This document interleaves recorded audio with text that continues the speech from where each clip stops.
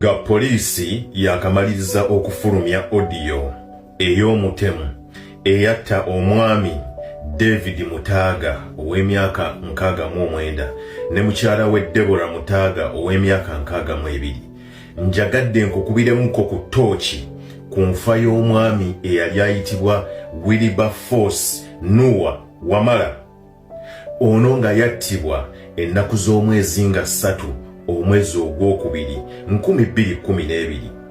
Tuula okakkane owulirize. Wilberforce Wamala Noah omwami ono yali wa myaka 50 era nga yali awangaalidde mu ggwanga lya Bungereza ne mukyala we ayitibwa Elizabeth Wamala. Bano nno baali baagalana era nga balina abaana babiri ab'obuwala. Baakola emmaali eyali etokomoka nga zaabu n'ebikomo mu ggwanga erya Bungereza. Bano nno tebaali ba mutima mubi, baasalawo okulaakulanya eggwanga Uganda. Eno ne bazimba amaka gano g'olaba emutungo agaali gatemagana ng'omuntu. Wilberforce Wamala ne Elizabeth Wamala baakwata ssente zaabwe empitirivu ne baziteeka mu kikuubo mwe baakola amaduuka. Omwami ono Wilberforce Wamala bwe yalaba ng'aweza emyaka 50 egy'obukulu, yasalawo ye ne mukyala we baddemu kuba ebirayiro eby'okurenewalinga oba eby'okuzza obupya obufumbo bwabwe. Wano nno baali bagezaako okunyweza omukwano gwabwe nga tebannaba kwolekera ggwanga Uganda gye baali basazeewo okuwummulira n'okuddukanya bizinensi zaabwe ze baali batandise. Elizabeth Wamala yasooka n'asigalayo mu ggwanga erya Bungereza ng'alabirira abaana, era Wilberforce Wamala n'alinnya ennyonyi n'adda mu ggwanga erya Uganda okulaba ng'ennyumba yaabwe eno ey'emutungo eggwa. Mu kaseera ako Wilberforce Wamala ono baamutega omukyala eyali ayitibwa Maama Deborah oba muyite Jole. Maama Deborah ono yali muwala mulungi nnyo era nga bagamba nti yaliko omuganzi w'omugenzi AIGP wa Uganda eyakubwa n'afa ayitibwa Felix Kaweesi. Wilberforce Wamala bwadde e Uganda n'aganza omukyalo ono teyamanya nti lwali lukwe olw'okuyitibwamu okuttibwa kwe. Bino si bigambo byange, bye mbannyonnyola bigambo by'omukyala ayitibwa Elizabeth Wamala eyannyonnyola okufa kwa bbaawe ono. Ebintu bino gye biri ku internet, osobola obisanga ku YouTube ne ku Facebook. Njagadde nkuwe story eno olabe bwefaanagana n'eyaba David Mutaaga ne Deborah Mutaaga abaakattibwa. Mukyala Elizabeth Wamala yeeyongerayo okunnyonnyola ng'agamba nti omwami we ono mu kiro ekyanga 3 omwezi ogwokubiri 2012 baali beebase, era nga mu nnyumba yalimu n'omukozi ffe gwe tuyita houseboy ayitibwa Sadiike Mugerwa. Abasajja 5 bajja mu nnyumba eno nga bakulirwa Hashimu Sali. Baamenya ennyumba ya Wilberforce Wamala ne bayingira munda ne bamusalaasala ebiso ne bamutemako omutwe ne bagutwala, era ng'omutwe gwa Wilberforce Wamala gwatumibwa abaali baagala attibwe nga babagambye abatemu nti muguleete wano nga evidence eraga nti Wilberforce Wamala mufu. Wilberforce Wamala si yekka gwe batta, naye n'omukozi ono Sadiike Mugerwa baamusalako omutwe. Elizabeth Wamala yalinnya ennyonyi n'adda e Uganda ng'akitegedde nti baawattiddwa, era n'ateekawo saaki oba okunoonyereza okw'amaanyi okuzuula abatemu abasse Wilberforce Wamala ne Sadiike Mugerwa. Munono yafuna ba private investigator, omu ku bo yali ayitibwa Mark Odongo, abaagezaako onoonyereza omusango guno, era bano baali bakugu nnyo mu kunoonyereza ku nfa y'abantu. Baakizuula nti omu ku batemu yali ayitibwa Hashimu Sali, era Hashimu Sali ono kigambibwa ne bali abatemu 5 baaleetebwa ku CPS ne bateekebwa mu ofiisi ya Felix Kaweesi mwe baava ogenda ekiro ekyo okusalako Wilberforce Wamala omutwe. The group was made of Bashir Mukungu, Muhammad Juma Ntabwe, Shafiq Mukasa, Ronnie Musitwa, and Fred Mugabi, who was also known as Julius Munjulizi, were in custody, CPS. They were released purposely to go and carry out this mission. After that murder, they were rearrested on other charges. Bwe bamala okumutta, baleno private investigator ono yagezaako okunoonya Hashim Sali n'amusisinkana era yeno audio nga Hashim Sali akonfesinga nti y'omu ku batta Wilberforce Wamala. Temanyi Ben ne Mama Debula Jole Mama Debula yangamba nti nsobola okufuna abantu abatta muzeeyi Wamala. Naye Hashim Sali ono era naye mukomera gye yali audio eno bwefuluma bagenda ne bamukomera ne bamutuga n'afa. Video eno gye mulaba nga Felix Kaweesa yeegaana agamba nti nze n'okuttibwa kwa Wilberforce Wamala sikumanyi, naye okunoonyereza kwaffe kulaga nti mukyala we Elizabeth Wamala alabika y'omu ku baali mu lukwe lw'okutta bbaawe. Elizabeth Wamala ono yawandiika amabaluwa mangi agamu yagawandiikira ne President Museveni alabe nga bakwata abatemu bano, naye wagenda okuyita emyaka mitono nnyo ate nga ne Felix Kaweesa akubiddwa amasasi avudde mu bulamu bw'ensi eno.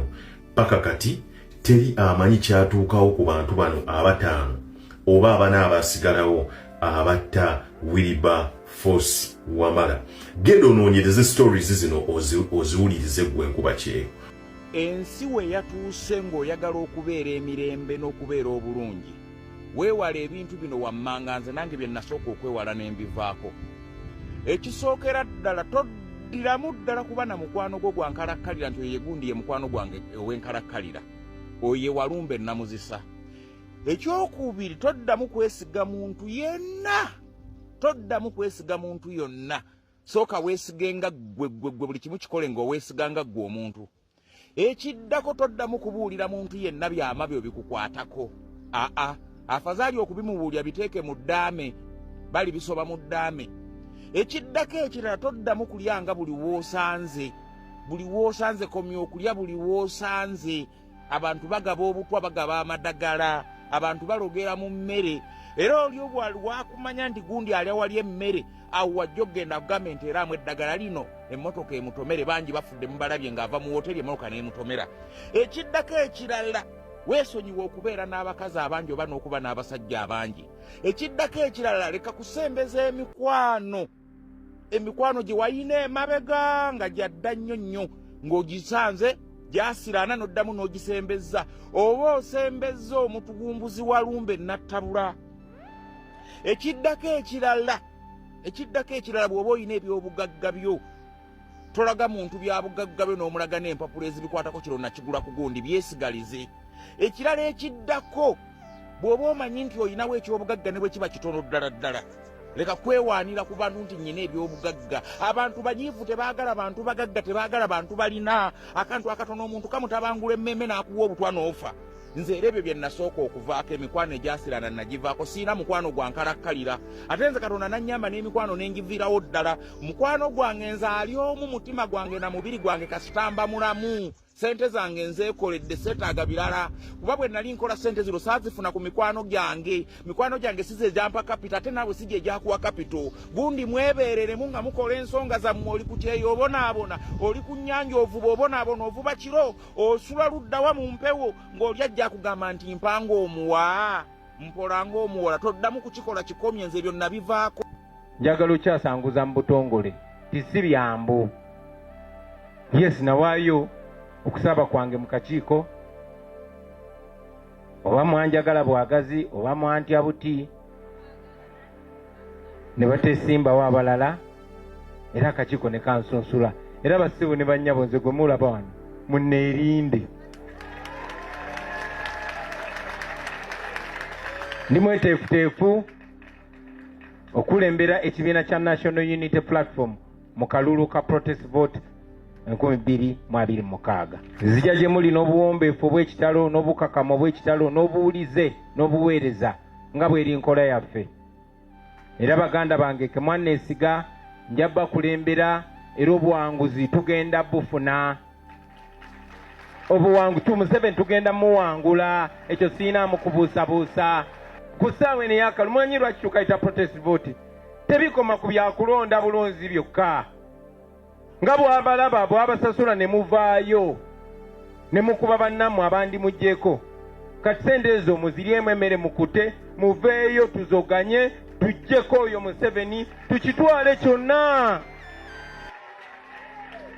Njagala omanye nti omubbi bw'abba ensawo ya ssente, mwe bannannyini baayo bwe mumusimbako emisinde ne mumugoba, atuuka n'apapala ng'alaba mumuli ku lyanda, n'atandika okuggyamu ebinusu nga bakasukira. Bwe mutalekerawo n'akwata ng'asuula obw'ebitaano oba obw'olukumi. Kati mwali mubasuulira bwa lukumi. Mu nsawo eyo mulimu ezaffe naye mulimu n'akatiba akazikuba, byonna tubyagala.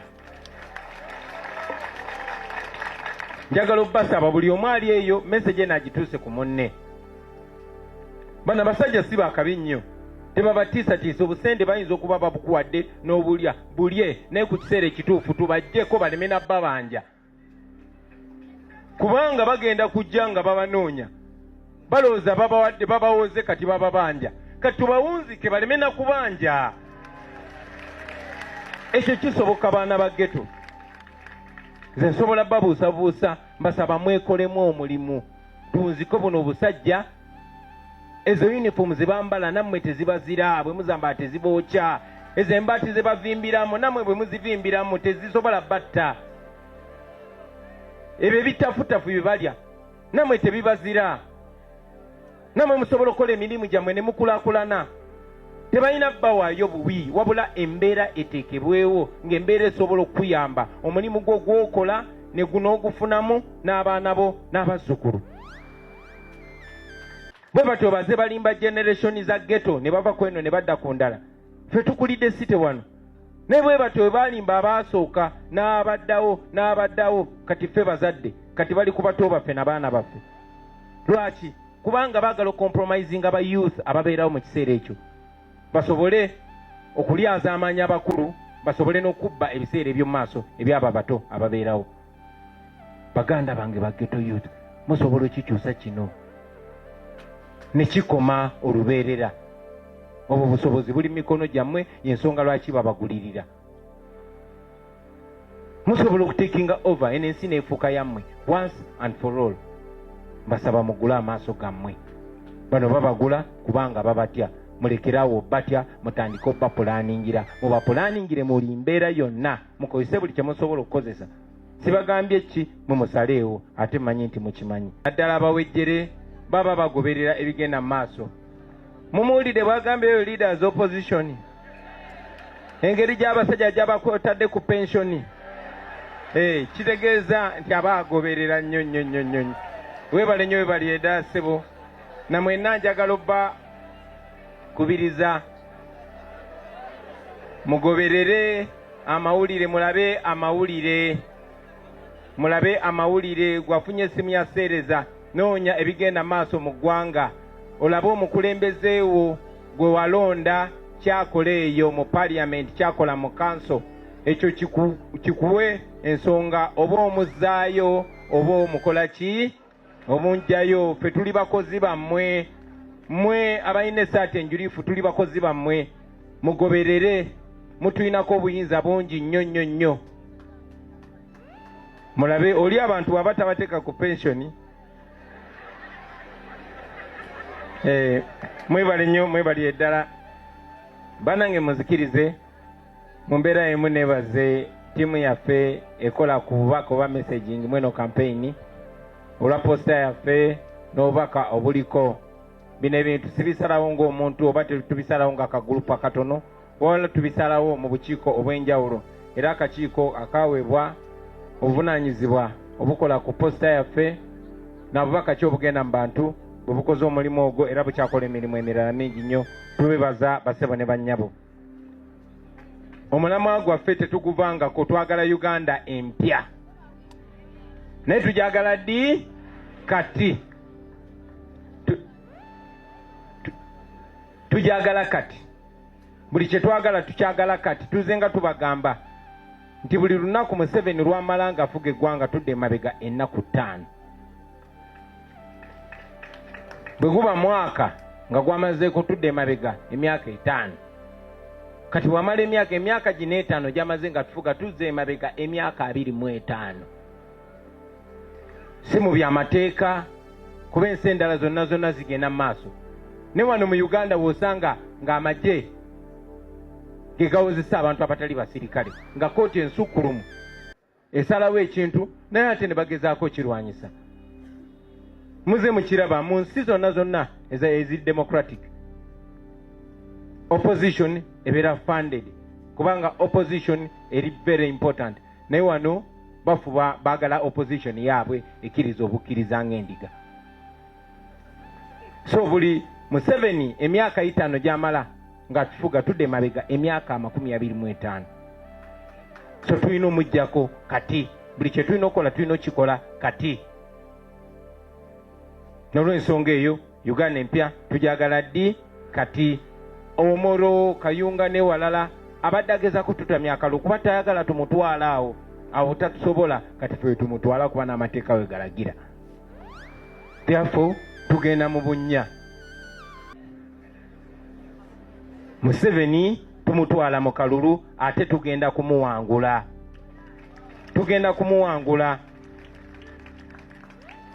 Museveni muzze mulaba nti mu kutya kuno aspendinga sente nyingi nnyo, sente z'omwomusolo amansi yonna gy'agenze awayo sente kuba amanyi abantu bamukoowa. Naye temwattu gyakoma obbawa sente gye bakoma omubuuka. Bategeeza n'aba NRM bangi batandise otwegattako. Bannaye mutwegatteko. Enswera ensiru yegoberera omulambo paka mu ntaana. Oli Museveni awedde. Kati mwena tumuggyeko. Era ngenda mu maaso nga nange enkunga bonna abo abadde balya Museveni mu ngalo, ekiseera nga kikyaliwo mukyuke mudde ku ludda lw'abantu ate nga tujja kikola. Egurupu ya Museveni tujja kugimalawo. Tujja kukola ki? Tujja kugimalawo. Obubbi bwa Museveni tujja kubumalawo. Obutemu bwa Museveni tujja kubumalawo. Ne Museveni yennyini tujja kumalawo.